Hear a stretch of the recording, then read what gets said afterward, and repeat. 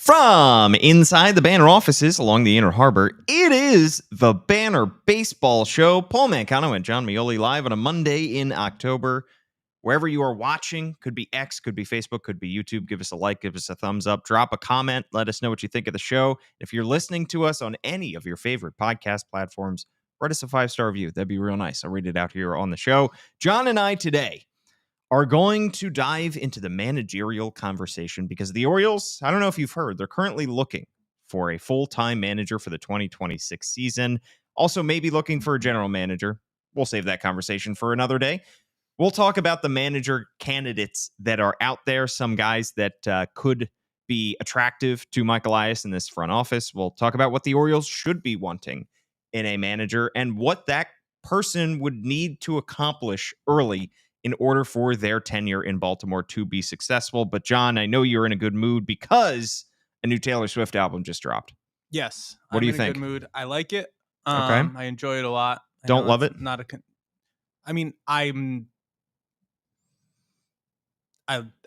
It's a long pause. Yeah, I don't know. I haven't thought about the difference between that like and love. It's not like, I haven't listened to anything else since it came out.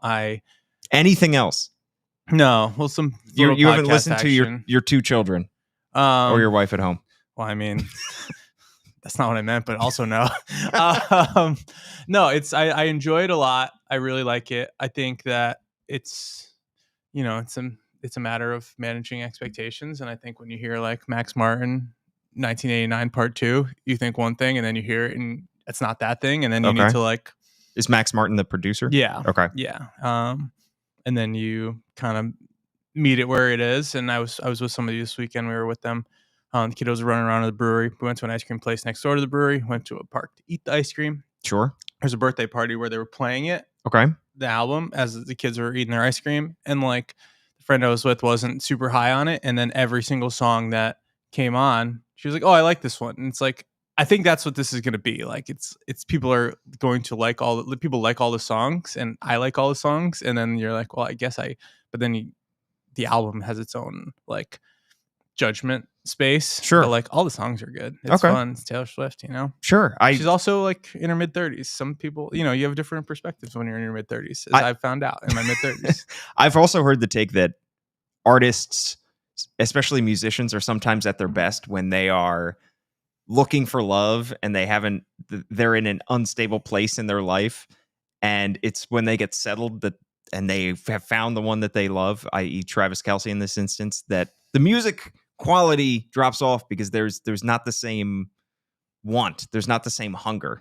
Yeah, I think there's some of that, it's that's not a place of like, incredible inspiration. Also, she was like doing a lot of stuff. She was like popping over to Sweden for like a couple days at a time in between putting on like a huge like this was like the European leg of the Eras tour, which was great and takes a lot of energy and like takes a lot of fuel too for that private jet. Yeah. I mean, I just don't know how much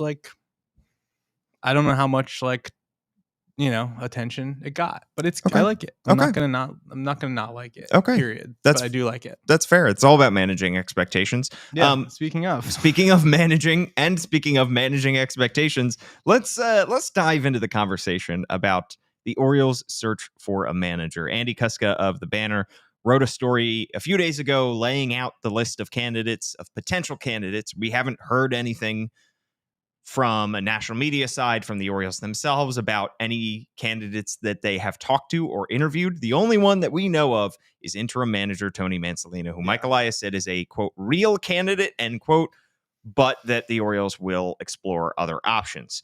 Before we dive into that list of names, though, John, if you are Mike Elias, I would say build an ideal candidate, but you could just come up with all of the attributes and qualities and put them all in a candidate, and that's not realistic. You can't have every single thing that you're looking for in a managerial candidate. So I want to know which qualities you would prioritize. I think there are a few different ones that they will look to explore, a few boxes that they'll look to check when they interview these candidates. One is experience, I think. Another is bring their own ideas. Another is ability to work with the front office. There are certainly others that they're looking to check off. What are you looking for? I think that they're going to kind of if we want to talk about keeping your eye on the ball, like I think that first and foremost, it needs to be somebody who's collaborative for them. That's not to say that it can't be an experienced person. It can't be any of the other qualities, but this group was in Houston when they, this is like the second time in a month that I haven't been able to remember the book that wasn't Astro Ball about the Astros, The other Evan one? Relch's book. Yeah. I still can't remember the name of it. I've only read Astro Ball. I haven't read the book that you're talking about. Okay. I don't think the Bo Porter experience was like a fantastic one for anyone involved with the Astros because of some of the friction and the conflict between the front office and the manager's office, and they did, nobody enjoyed that. I don't think even though there are other needs that the Orioles are going to sit here and be like, let's get a wild card in there. This is still a group that, is going to want decisions to be made in a way that they agree with and that aligns with what they think, and is going to want a partner in this. And I think that's first and foremost, even though there is almost, if we're talking about like politics or like there's like a change mandate, like something different needs to happen. I think that the part that they will want to make sure that change stems from is like they want it to be their idea of what the change should look like. And I think that's why I would say collaboration. As far as experience, I think I would use the word cachet more than experience. I don't know if gravitas, because that leans like an older thing, but I think that, and I say that because, there will be a ton of respect if we're talking about like a veteran been there, walks into spring training and like bangs his World Series ring on the table and like, Or 4. yeah, or 4 or however many you have, and you say, yep, done this, like come with me.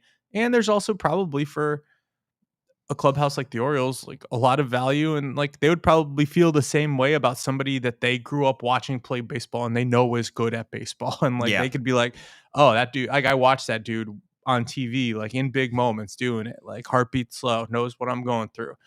I think that will be important. I think that would be just as meaningful to the clubhouse as somebody who's, been there, won that. And I would say I would kind of put those, I would probably replace like cachet with their experience with cachet. I think that's a good comparison to make, because we talked on our last episode about it doesn't necessarily need to be a Bruce Bochy, who we will talk about, somebody who has been there, won all of those rings, who has managed at the big league level. It's not a must. And for Mike Elias, that's what he reiterated as well. It's not a necessity. If the best candidate out there is somebody who's never managed before, then he's the best candidate. Then you go and get that guy. And I like the idea of a recent player. I mean, Skip Schumacher is already off the board, but Skip Schumacher is somebody who has played before, and it was known as a player before he decided to get into coaching.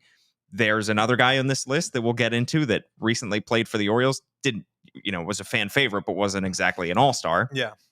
But I like that idea that, somebody who can step into the room and command attention, somebody who is going to get the attention of his players, somebody who the players listen to, obviously, and whether that's because of the reputation or because of their managerial style, it needs to be probably a little bit of both. I think what I would look for personally is somebody who does a little bit of butt kicking. And I don't know if that was there near the end of Brandon Hyde's tenure. I think Tony Mansolino kind of upped the ante there. And that's something that we heard from the players, is he was able to hold players a little bit more accountable, a little bit more responsible for their actions and for the way that they carried themselves and how they approached the game.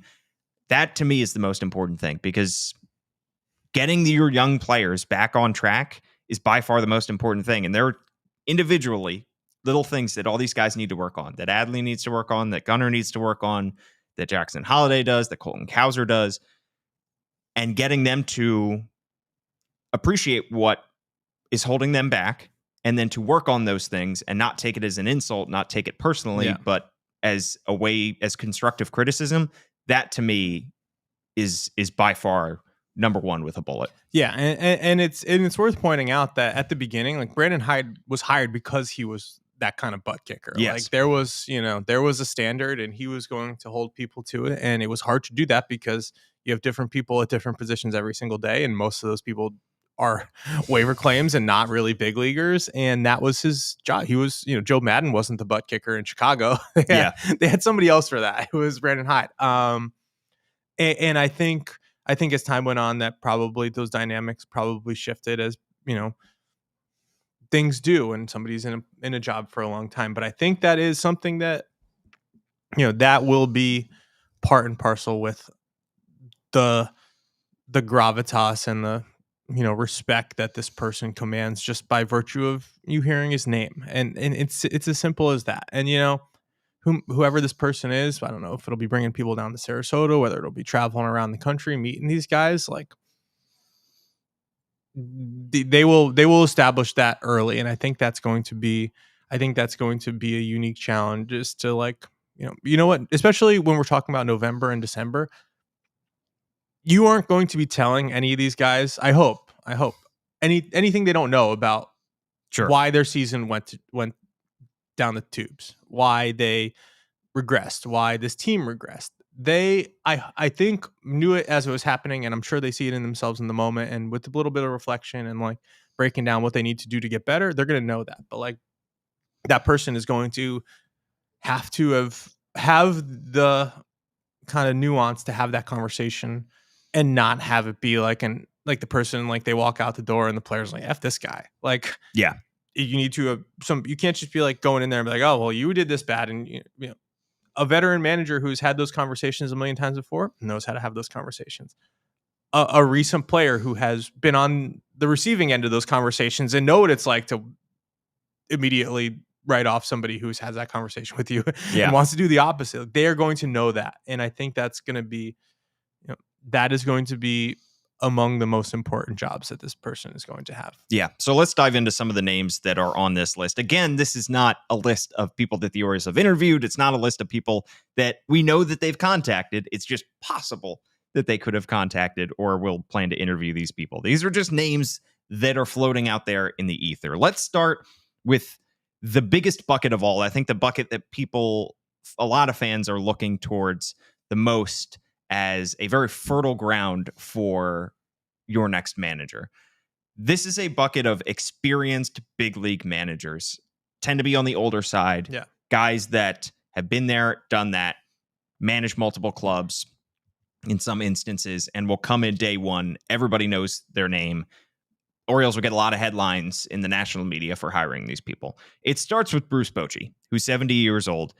Future Hall of Fame manager, 4-time World Series winner, 2010, 12, 14 with San Francisco, then 2023 in his first year with the Texas Rangers. Also managed San Diego Padres from 1995 to 2006. Went on his big retirement tour in 2019, then came back to manage Texas in 2023. I think a lot of the gifts that he got on that retirement tour, remember the Orioles got him some kind of bottle of wine or something?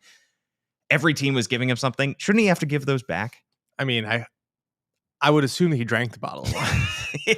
I would think. It could be sitting there on his shelf at home. Yeah. I mean, I don't know what he would have done with that. I'm sure that he thought about that, but like, I'm sure all those teams in that moment who gave him a gift 4 years later, they could have hired him. They probably would have. So like, I'm sure they were more annoyed that they couldn't hire Bruce Bochy rather than like that they gave him a gift. Maybe that was them saying, hey, here's a gift. And if you ever think about coming out of retirement. Yeah. Remember us fondly. Yes.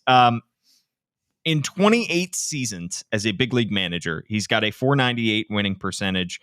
There is an opening in San Francisco, his old club, after Bob Melvin was fired. Bob Melvin, we'll talk about in just a bit. Buster Posey is running things in San Francisco.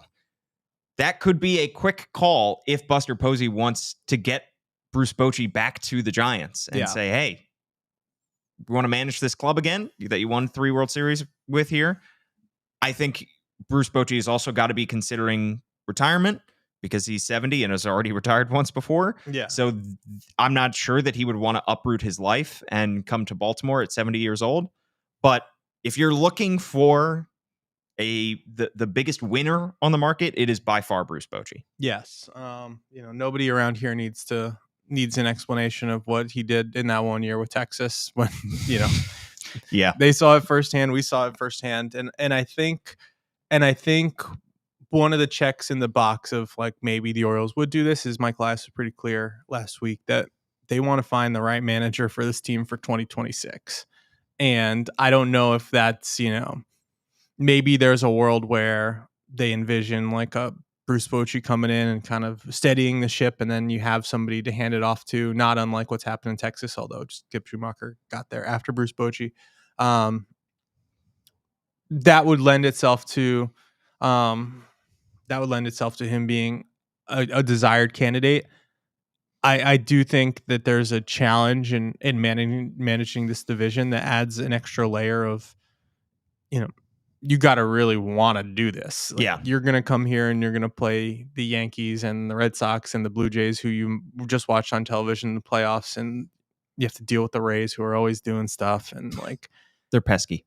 Yeah, this is not a like one last ride type spot. This is not a one last ride type job. Yeah. I don't know that it's like, I don't know how much somebody who is not in this for the long term could or should have this job, because it's hard. And even if it doesn't go perfectly immediately, like you want somebody who's invested in the turnaround. Like if somebody's planning on just coming here and winning for a couple of years, not to say that he will, this is to characterize him, this is characterize anybody who's at the tail end of their career.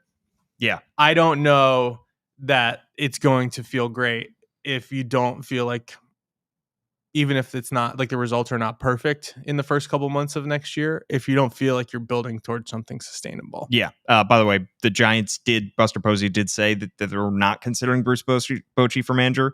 We'll see about that. I'm not 100% sure, but he could go back there, or he could just walk off into retirement. And like you said, John, I think the Texas job felt more like one last job than this Orioles job, because that Texas job, when he took it, they had just signed Corey Seager to a bunch of money and Marcus Semien to a bunch of money and several pitchers to a bunch of money. And it was like, let's get this thing over the hump, shall we? And I think this Orioles job feels like a little bit more difficult. And just because a guy has won before doesn't mean that he's going to win in a new location. Look at what Bill Belichick to Cross Sports is doing at UNC, who just walks into the room and he can wrap his 6 Super Bowl rings on the table. That's not going to mean that UNC is going to win any more football games than they did before him. Yeah.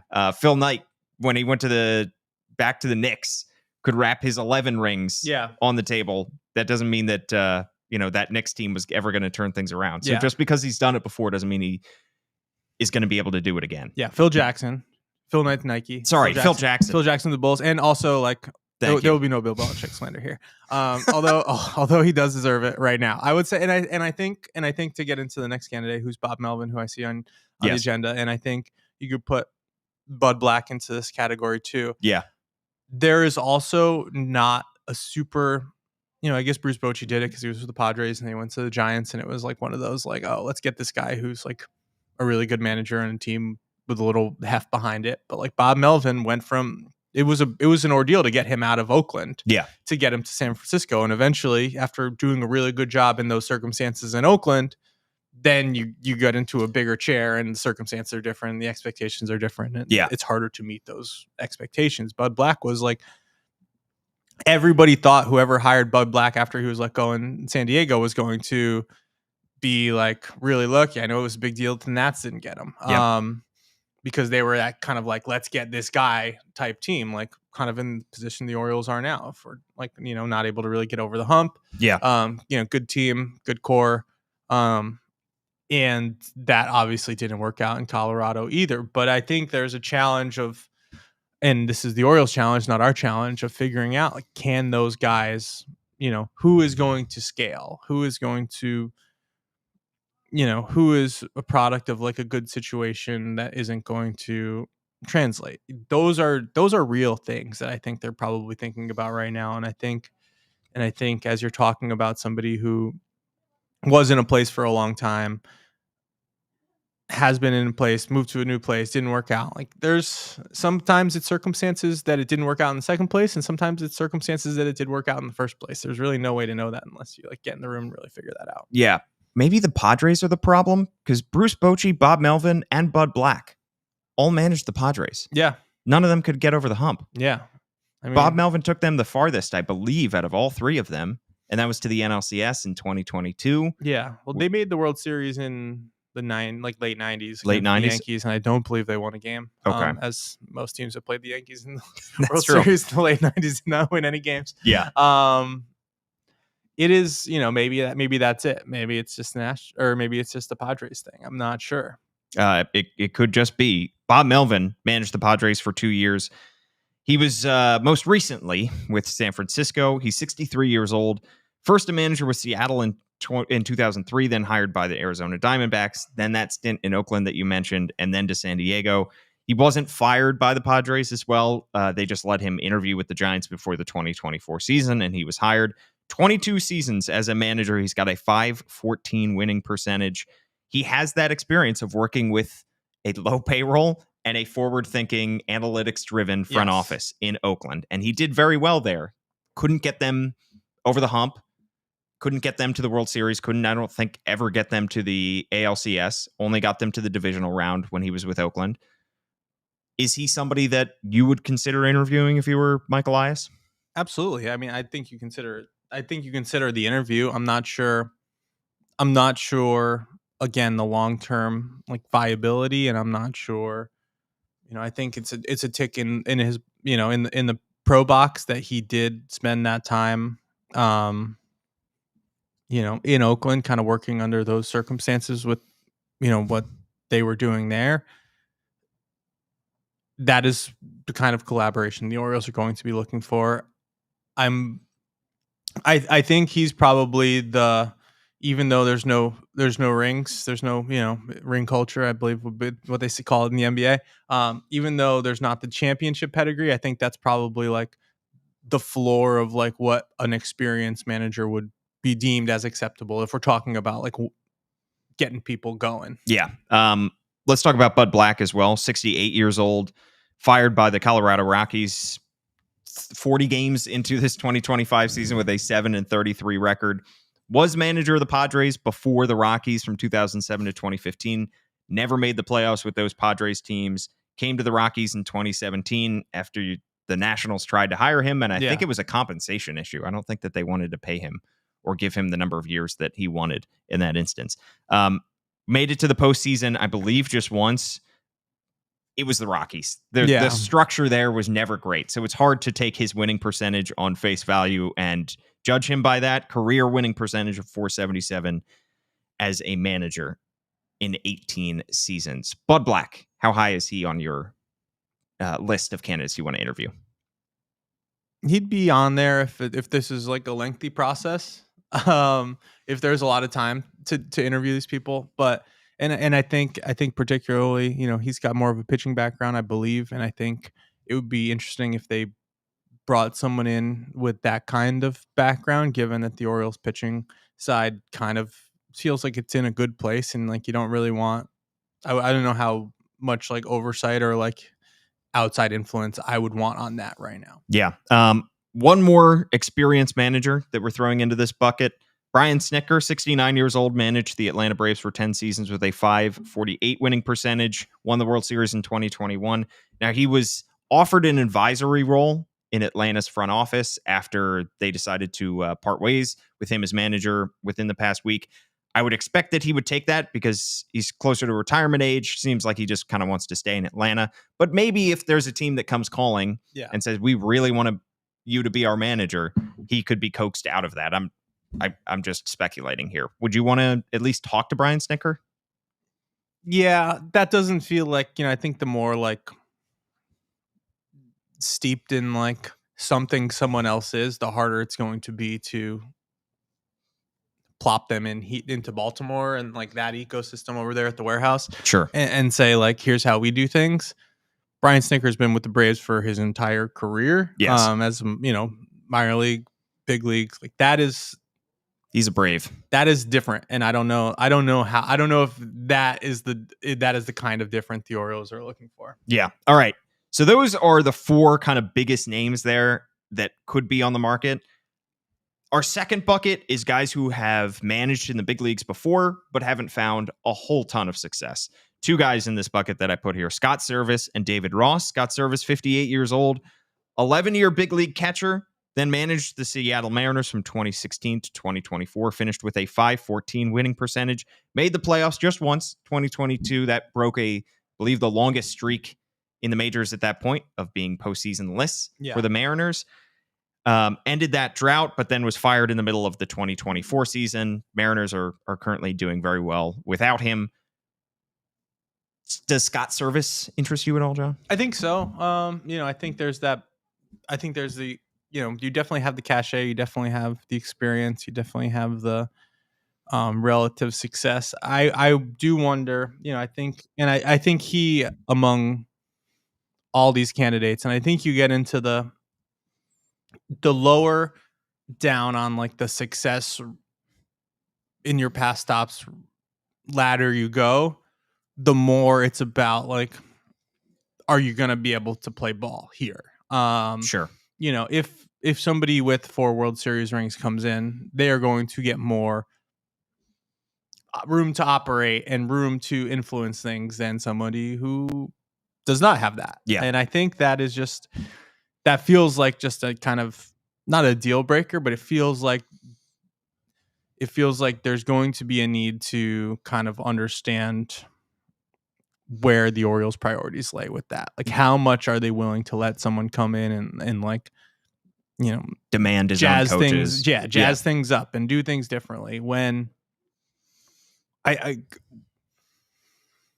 when they don't, like, when there's not like I don't want to say not a reason, but like, where are the proof points that you did not, that you can or should be able to do this? Yeah, that you're a good manager. Yeah. And I think, I think this is where you get into like, everybody likes coffee. Like, what do you put in your coffee? Like, do you want this flavor? Do you want that flavor? Like, do you want sugar? It's all about like what they want at that point. And I think this is where it gets a little more gray and amorphous of like, okay, yeah, like you've done this, and so have we. Yeah, they've had a long time to think about this too. They fired Brandon Hyde back in May. They've had a long time to think about who their ideal candidate would be, who the people are that are out there on the market, and what they want. This is going to be a test of what we talked about last week, John, and how much is Mike Elias in this front office willing to change? Yeah. How much are they willing to cede control of areas of the organization that they have been incredibly tight-fisted over? Yeah. Talking about the hitting operation, talking about the pitching operation, talking about the way that they approach their players, and talking about filling out the coaching staff. How much are they going to be willing to relent? And if Bruce, obviously if Bruce Bochy walks in that door, you're going to have to let him run things his own way because he's won 4 World Series. But if somebody like Scott Servais walks in that door, you could say, all right, you've done it before, but it's not like you've won a World Series. You're not going to be able to hire whoever you want. You're not going to be able to do whatever things however you want. Yeah. Another guy that is on this list that is really intriguing, David Ross, 48 years old, 15-year big league catcher. The catcher to manager pipeline is strong. Yeah. Robinson Chirinos is already along that way as well. A side note for Robinson Chirinos, I think he could be a manager one day. Just 1 year of big league bench coach experience. I'm not sure that he might get a courtesy interview from the Orioles. I'm not sure. Yeah, it'll be interesting to see how they like that whole like kind of those like. I think Tony Mansolito called them like the fundamental coaches, not like. I would be really interested to see how that group goes because Buck Britton. I would love to, if I had a chance and I was with the Orioles, front office, like I'd love to hear what that would be. You don't want these people to go off and wow someone else in an interview before they get a chance to wow you. That would be bad for business. Yeah. Let's talk about David Ross, though. Won 2 World Series near the end of his career, won Boston 2013, then rides off into the sunset with the Chicago Cubs in 2016. Managed the Cubs for 4 seasons from 2020 to 2023, finished with a .480 winning percentage, made the playoffs in 2020, fired in order to bring in Craig Counsell, who many consider to be one of the best managers in the big leagues. They lure him away from Milwaukee, and unfortunately, David Ross is on the outs because of that. And then the Orioles were one of 2 teams, along with the Yankees, that were reportedly interested in bringing in David Ross as a bench coach since he was fired by the Cubs. But the reporting is that he told teams, I'm only coming back to the dugout to manage, which good for him if he wants to set that boundary as well. Yeah. David Ross would be an interesting candidate. And if the Orioles had interest in bringing him in as a bench coach, surely they would have interest in bringing him in now that they have an opener at manager. Yes, absolutely. I think the mitigating factor of like this time last year when they're trying to bring him in as a bench coach, his old first base / bench coach Brandon Hyde was the person who was in the big office, and now he is not there. I don't know if they're like tight, but I know that there's a relationship there, and I'm not sure, anyone. I'm not sure if that's like an avenue that either party would go down again. I'm not saying that, I don't know. Brandon Hyde was fired by the Orioles, like it kind of stinks when that happens, and like he worked here for a long time, and I'm sure that it's hard for him and those around him to have had that happen. And I don't know that somebody who would be seeking his perspective on working here would be a person who would want to work here. Yeah, for the same reason that I think the Orioles did not give the interim manager job to Tim Cousins, even though he was kind of like the most senior member of their coaching staff. When Brandon Hyde was fired, it's because Tim Cousins and Brandon Hyde are best buds. Yeah. That would be awkward. That I don't think Tim Cousins would want to do that, would want to take over for his friend that was just fired.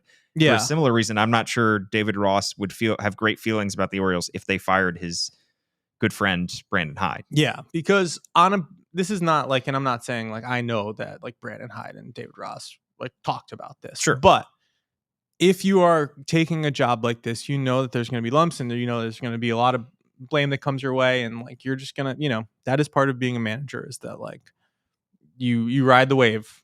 Yeah, wave goes, wave crests, wave falls. You are on the roller coaster, and there is very little. Like, we're not relitigating this for a millionth time. The Orioles were playing badly, but there was a lot that went wrong that was not Brandon Hyde's fault. Yeah, and you don't want to take a job where somebody you intimately know was like fair, unfair, blame for that. Yeah. All right. Final bucket here is a list of guys who have never managed at the big league level, but are seen as up and comers in the sphere. Can I put Rocco Baldelli in that? Let's throw Rocco Baldelli in. I think the Twins kind of, I don't want to say they're like Orioles-y and how they operate, but I think all the front offices are basically spawned from like one other front office. At this point, a quote unquote like smart team, done it with different resources. Worked collaboratively, won 3 division titles in 7 years.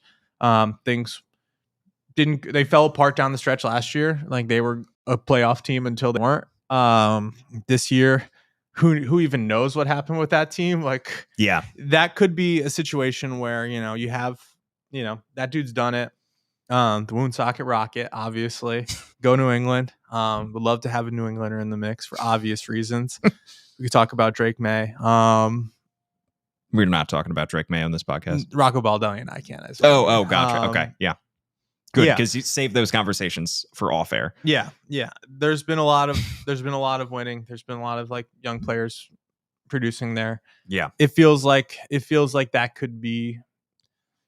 I think there's a world where that's a good manager who, bad circumstances why he's available, and like that is the type of thing that is a buying opportunity. Yeah, I think the Twins situation, watching from afar, wasn't too dissimilar from the Orioles situation. I mean, had some expectations to win this season. Things fall apart so early, so quickly that they have to sell off at the deadline. They traded even more guys at the deadline than the Orioles did, I believe. I think they traded away like 11 guys. The Orioles traded away 9. Come on, guys. 44 years old for Rocco Baldelli. So on the younger side, wins 101 games in his first season in Minnesota in 2019. And as you mentioned, some success here and there, but things kind of fell apart at the end. Would be interested to see what he learned from that situation and get an interview with Rocco Baldelli. Interesting candidate. Yeah, and also like if it works out, he could be the manager here for a decade. Yeah, and I don't know that anyone we've talked about can go into that bucket. Yeah, so far yet. But here's a bucket of younger guys. This is the up and comers, John. All right, let's go. Let's talk about Craig Albernaz, 42 years old. He is Cleveland's associate manager. You talked, John, about all the weird titles. Made up titles. So that you don't get hired. I'm sure that is how that happened. Yes, because He's a former minor league catcher. Again, the pipeline is so strong there. Bullpen coach and catching coach with the San Francisco Giants from 2019 to 2024. Then was the bench coach as recently as a year ago with Cleveland. They must have sensed that he was getting coaxed by other teams. Yeah. Getting interest from other teams to be hired away. So they gave him a new title, promoted to associate manager in 2025.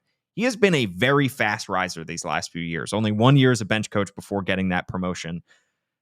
Interesting guy is a younger guy on another forward-thinking organization, another analytics-driven organization.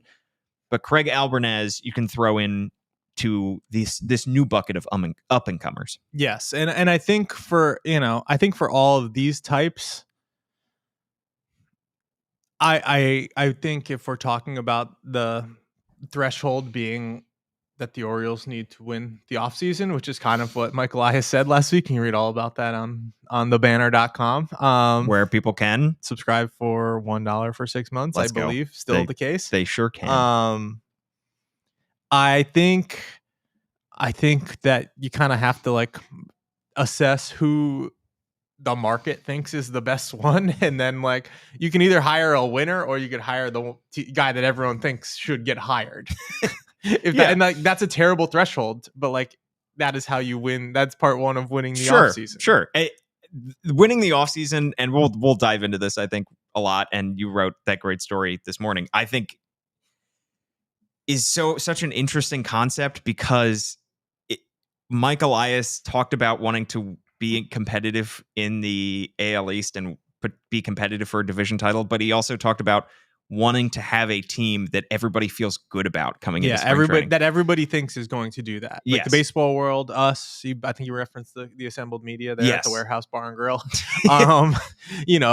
Everybody, Baltimore, us, the baseball world, his front office, and like team lost 87 games this year. Yeah. Like there's a lot of green shoots. Like the pitching staff that ended the season was a million times, I think quantifiably, a million times better than the one that started it. Right. Rotation, I should say. Bullpen was fine, and on the days that they could be fine. Right. And I think that is an interesting threshold because that means you have to hire a manager that people are like, oh, all right, we got a good manager. Right. You got to go do stuff that's like, oh, good job. And like literally nobody except for maybe me sometimes was like, oh, Tomoyuki Sugano, good job. Yeah.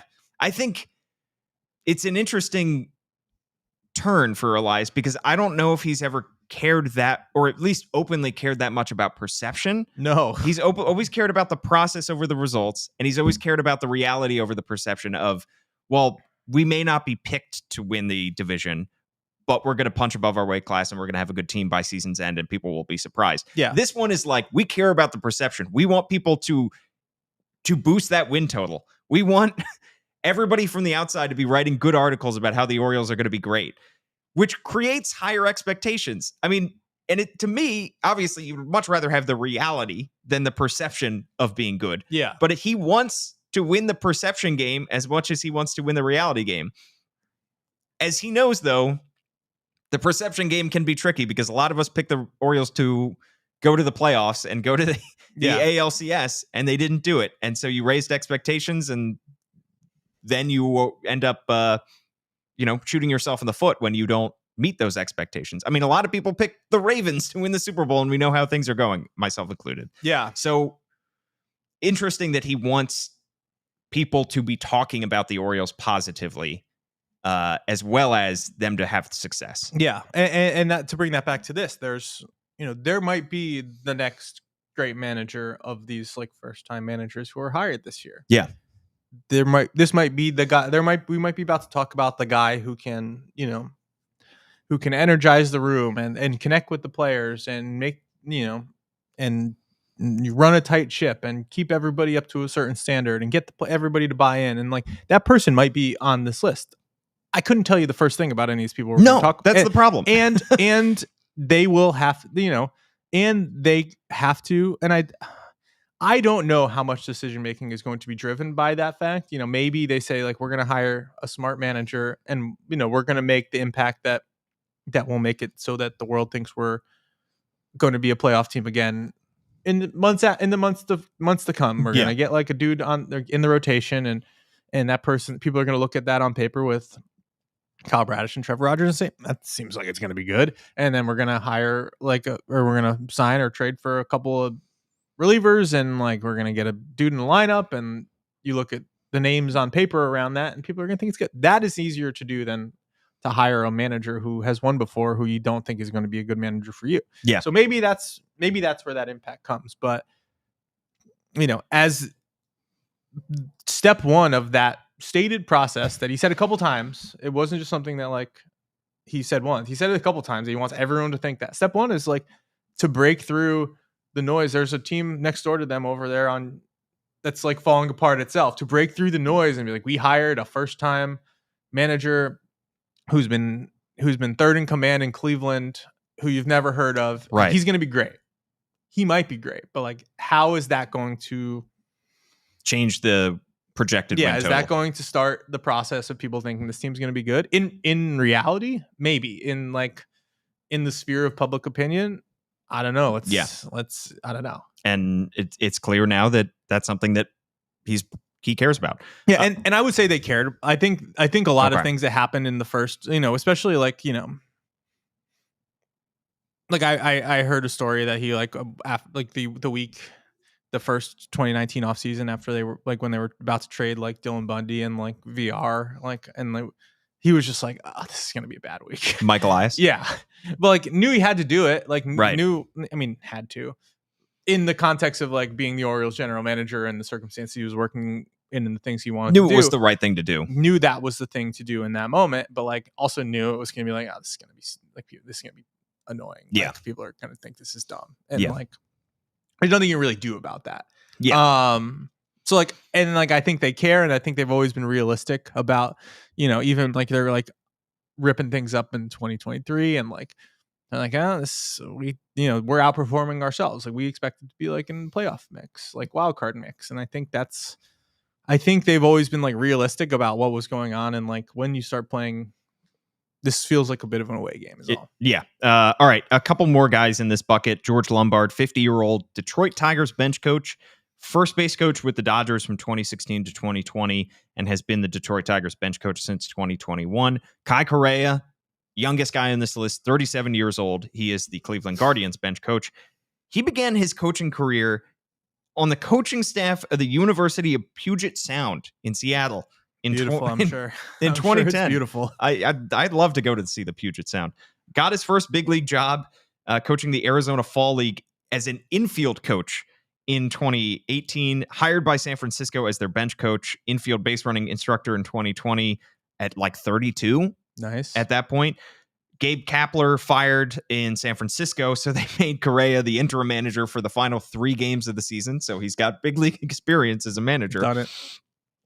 Cleveland then hired him back. They gave him his first big league job. They hired him back as a major league field coordinator. Now he is, you ready for a long fake title here, John? Yeah. He is the director of defense, base running, and game strategy, as well as the major league field coordinator. Holy titles, Batman. Hey, bless him if he can do it all. I'm sure he can. I'm going to start adding things to my title. I'm going to be audience engagement editor, director of sports podcasting, and social media guru. Yeah. How does that sound? That sounds great. I think I call you all those things anyway. So I've already given you those titles. That's we'll come up with an acronym for that. Kai Correa. So he's a young guy who, is clearly highly sought after by these big league organizations that they keep hiring him and promoting him. And then last but not least, got to talk about our old guy, Ryan Flaherty, old friend, Flash, 39 years old. He is the Chicago Cubs bench coach. We keep going back to that Cubs bench coach position.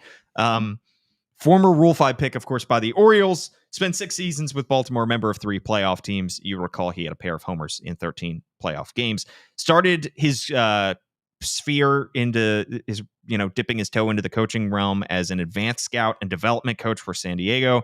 Hired as a bench coach for Craig Counsell's Cubs in 2024.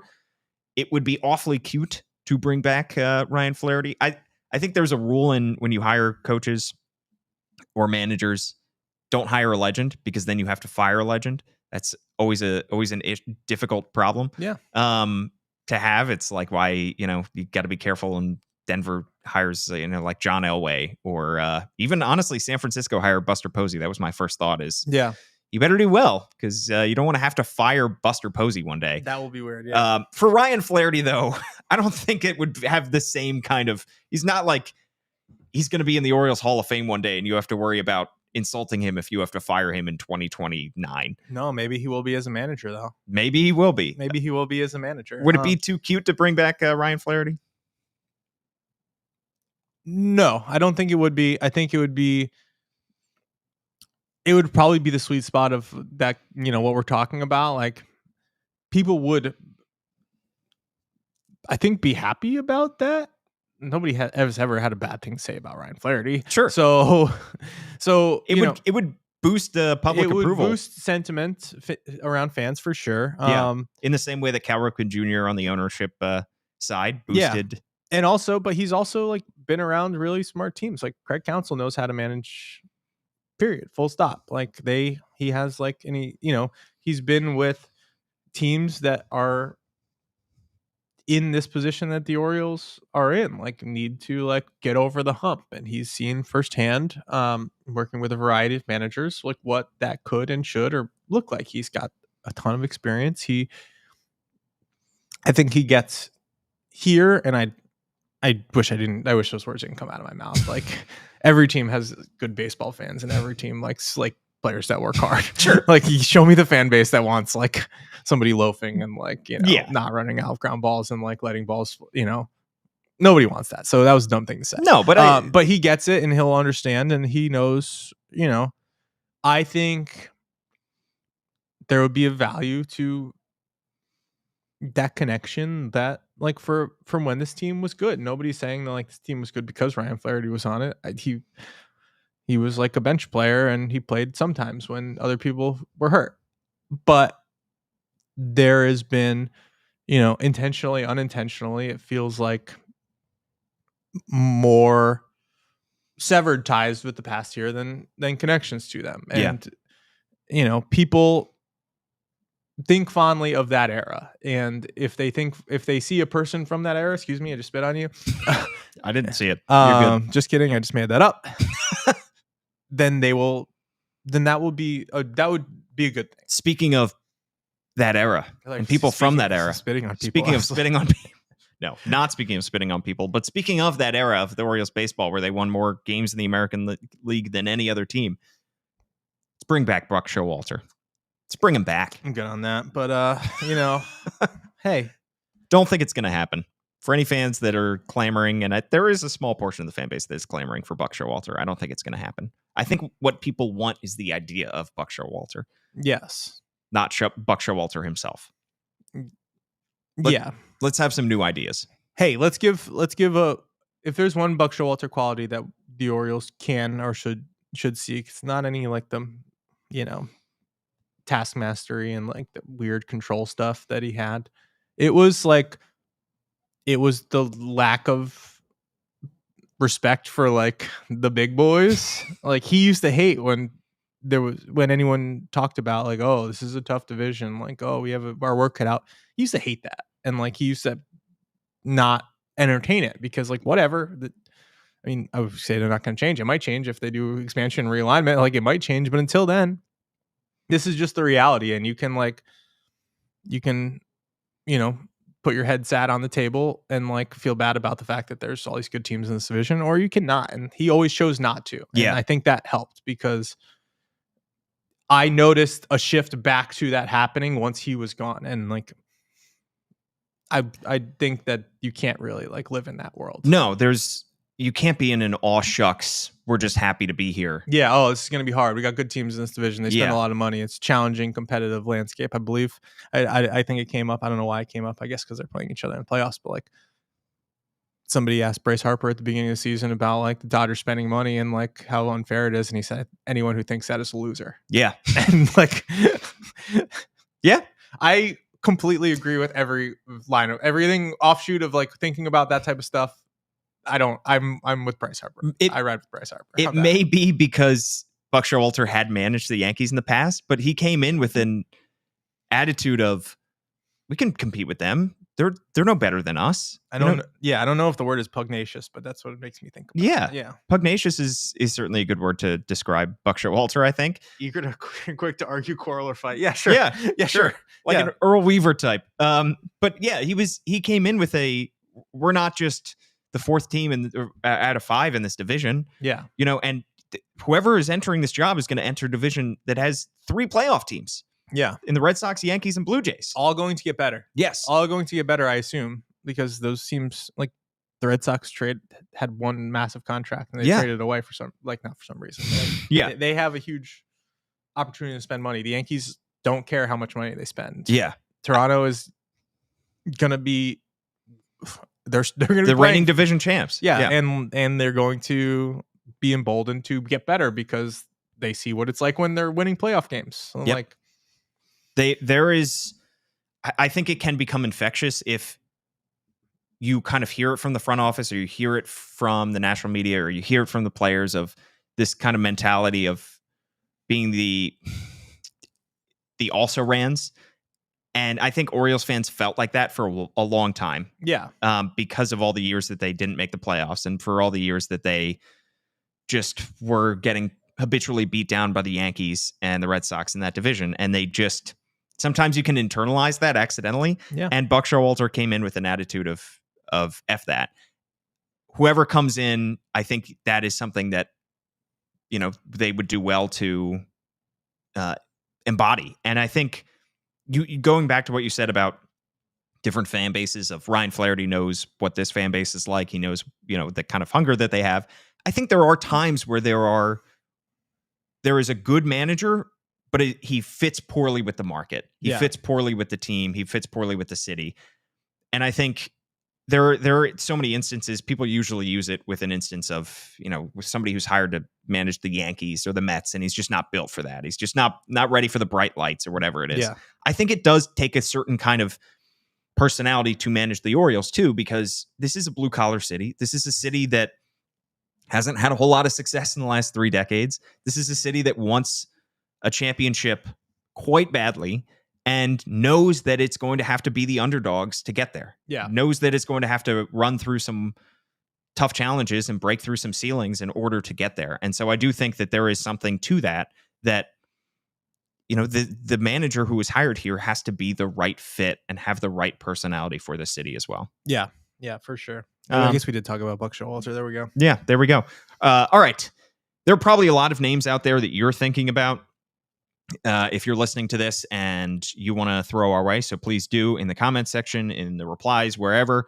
At John Meoli is his handle. I'm at Paul Mancano and at All Banner Sports. We will have plenty more coverage. We have no idea when the Orioles will wrap up their coaching search, but we will be ready when they do. John is going to Italy in 6 days, so he will be away from us for a while, enjoying the sights of Rome with his family. That's lovely. I will be back here on the podcast at some point next week, hopefully with beat writer Andy Kuska, to talk more about the manager search, talk more about everything that's going on with the Orioles. Yeah. What do you think? Like 33% chance we get a manager hire podcast this week? I think so. Maybe. The fact that it's been totally silent but that's the way the Orioles operate, as we've said before. Yeah. And I think it's important. I think there's a group of candidates who are employed by other teams, and it will get out when they interview. Yes. But if you're just talking to people who are out of a job and it's just you and their agent, and you ask, one of your criteria is let's see how you do it, not telling people about this, then that's why we're not hearing about these things. I mean, Flaherty, his team is still in the playoffs. George Lombard, his team is still in the playoffs. So there are some guys out there that are currently tied to other teams. So we'll see. All right. Thanks so much for tuning in. For John Meoli,